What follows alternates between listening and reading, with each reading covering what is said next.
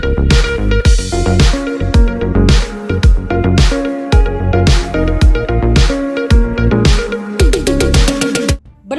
જિલ્લામાં મુખ્યમંત્રી સડક યોજનામાં હલકી કામગીરી થઈ હોવાનું આવ્યું છે સામે।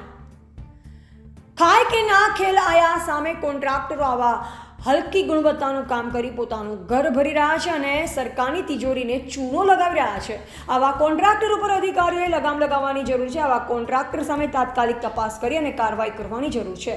વડા નેશનલ હાઈવે 27 થી ગોગાપુર ચામુંડા માતાજી મંદિરવાળા રોડના કામમાં લૂંટ પાણીને લાકડા થયા હોવાનું સામે આવ્યું।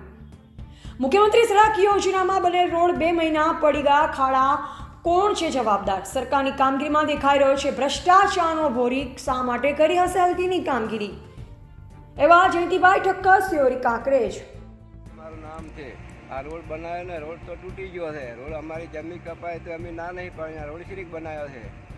આ નાળો તૂટી ગયું બરાબર। ઠાકોર મારું નામ। 2 મહિના 2 મહિનામાં આ રોડ આવું મિની ભગત હશે કે રોડ તૂટી ગયો, આ નાળું આખું બેસી ગયું છે, જો તમારે દેખાય જ છે। આ કોન્ટ્રાક્ટરની કોઈક મિની ભગત હશે, રોડ આખો બેસી ગયો છે, કામ સારું શું નથી। એટલે સરકારને વિનંતી કરું છું કે જલ્દીમાં જલ્દી પગલે લે।